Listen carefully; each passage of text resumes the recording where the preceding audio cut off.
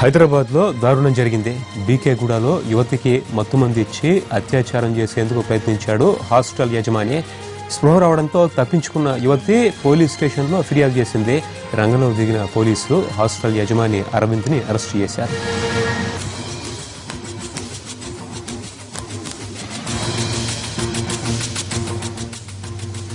యువతిపై hostel యజమాని ఘాతుకం చేయబోయిన ఘటనకు సంబంధించి మరింత సమాచారం మా ప్రతినిధి రమేష్ అందిస్తారు. రమేష్, ఈ ఘటన సంబంధించిన వివరాలు ఏమిటి? బిల్కేగూడలో ఉన్న అరూస్ లేడీస్ హాస్టల్ యజమాని పూర్తిగా ఘాతుకానికి పాల్పడ్డాడు.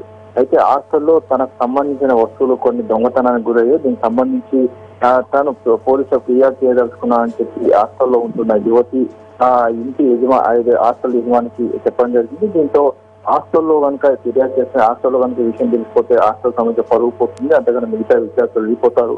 కాబట్టి బీకేగూడలోని పార్కు దగ్గరికి రావాలని చెప్పి అమ్మాయిని అక్కడ పార్కు దగ్గర రమ్మని చెప్పారు. పార్కు దగ్గర కొద్దిసేపు మాట్లాడిన తర్వాత ఇక్కడ మాట్లాడితే బాగుండదు, గదికి వెళ్ళి మాట్లాడదామని చెప్పి అమ్మాయిని హాస్టల్ యజమాని తన ఇంటికి తీసుకువెళ్ళారు. అక్కడ తీసుకువెళ్ళిన తర్వాత మొత్తం మంది ఇచ్చి అమ్మాయి పైన అత్యాచారం చేయబడి దీంతో అమ్మాయి చేరుకొని వెంటనే పోలీసులకు ఫిర్యాదు చేసింది. తర్వాత తల్లిదండ్రులు కూడా ఫిర్యాదు చేశారు. వెంటనే తల్లిదండ్రులు తర్వాత ఈ పోలీసులు వచ్చి ఎవరైతే హాస్టల్ యజమాని ప్రస్తుతానికి అరెస్ట్ చేసి రిమాండ్ కూడా తరలిస్తున్నారు. అయితే గత కొంతకాలం నుంచి హాస్టల్ యజమాని పైన కూడా ఇలాంటి ఫిర్యాదులు వస్తున్నాయి. ఆయన కూడా పట్టించుకోలేదని చెప్పి మిగతా హాస్టల్లో ఉంటున్న విద్యార్థులు చెప్తూనే ఉన్నారు. దీనిపైన తాము కఠినంగా వివరించాము, అయితే హాస్టల్ యజమాని తాము అరెస్ట్ చేశాము, అతనికి కేసు కూడా పెట్టామని చెప్పి కూడా పోలీసులు చెప్తున్నారు.